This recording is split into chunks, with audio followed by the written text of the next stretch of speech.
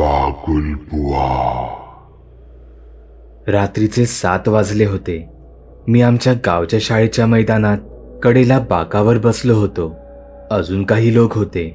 मी असाच बातमी वाचत बसलो होतो. अग्रलेख होता, एक खुनी आहे. तो लहान मुलांना मारून त्यांचे मुंडके झाडांना टांगून ठेवतो. आजपर्यंत त्याने 4 वेळा असं केलं आहे. सर्वांनी सावध राहा. रात्री घराबाहेर पडू नका. मी थोडासा विचलित झालो. माझ्या शेजारी जो माणूस बसला होता त्याने मला विचारले, तुम्ही काही पाहिलंय का?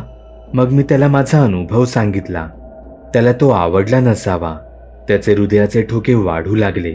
तो फारच घाबरला. तो जोरात पळत सुटला, पण पळतानाच अडखडून खाली पडला. अंधार पडल्याने मीही निघालो. आता सकाळी तीच बातमी येणार होती. फक्त 4च्या ऐवजी 5 मुंडी असे लिहिले जाईल. या झाडावर खवीज बसलेला असतो बरं का. रात्री दुपारी एकट्याने इथे कोणी येत नाही. तो तुम्हाला पण घेऊन जातो. तू इथे एकटा येऊ नकोस, एक गावकरी मला सांगत होता. आता तर इतर गावातल्या लोकांना तो गावकरी पण याच झाडावर दिसतो. चल त्या विहिरीकडे जाऊ, मित्र मला म्हणाला. यावर मी म्हणालो, नको. एकदा का त्या विहिरीजवळ गेलो की तिथले भूत त्याला पाण्यात बुडवल्याशिवाय राहत नाही. इतर ठिकाणी मात्र हे भूत काही त्रास देत नाही असे म्हणतात. मित्राने फार आग्रह केल्यावर मी नाईलाजाने सोबत गेलो. आता त्याचा फुगलेला मृतदेह गावकरी दोरीने ओढून विहिरीबाहेर काढत आहेत. आरशासमोर उभी राहून तिने 3 वेळा एक नाव घेतलं आणि स्वतःचं बोट कापून त्याचं रक्त आरशाला लावलं.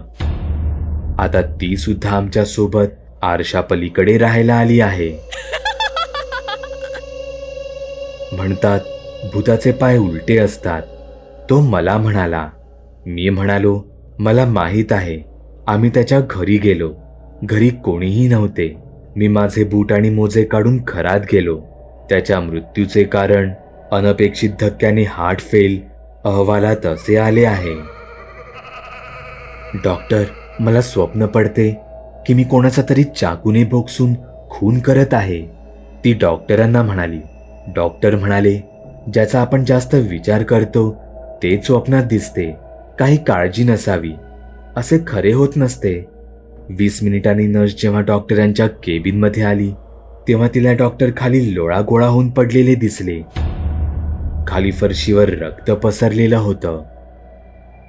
काल मी घरात सर्वांशी बोलण्याचा प्रयत्न करत होतो, पण कोणाचे माझ्याकडे लक्ष नव्हते.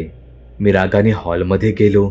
तिथे खाली जमिनीवर माझे शरीर सफेद कपड्यात गुंडाळून ठेवले होते. एक माणूस साप पाळून त्याच्याद्वारे लोकांना मारून टाकतो, तो मला सांगत होता. पण माझे दात सापासारखे आहेत, त्याला मी काय करणार?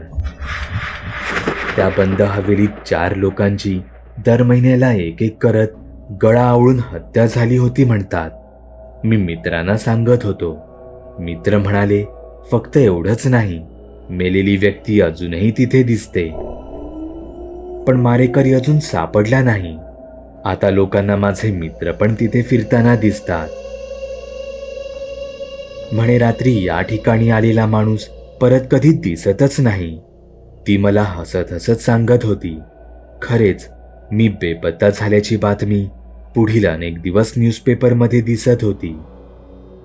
अनाथ आश्रमातून आजच एका जोडप्याने तिला दत्तक घेतलं होतं. ती लहानपणी ज्या घरी राहायची त्या घरातील लोकांनी विष पिऊन जीव दिला होता. आज तिचा नवीन घरातील पहिलाच दिवस होता. पण तिच्या नव्या आई वडिलांना काय माहीत की ज्याला ते अनाथालय समजत होते ते तर एक वेड्यांचं इस्पितळ आहे.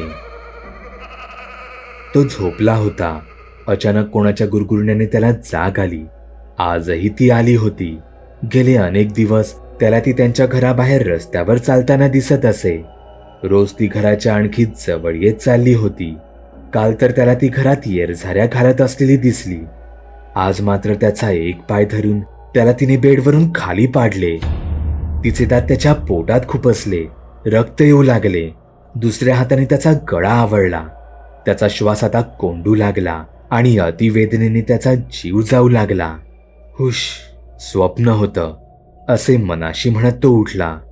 त्याला घामही आला होता म्हणून त्याला ओले वाटत होते. फारच वाईट स्वप्न होते ते, असा विचार करत त्याने दिवा चालू केला. त्याच्या कपड्यांवर व पोटावर रक्ताचे लाल डाग होते. आता तो रात्री झोपत नाही, फक्त दुपारी झोपतो आणि दिवसा झोपेत बडबडतो, कधीतरी झोपशीलच ना, मग बघते तुझ्याकडे.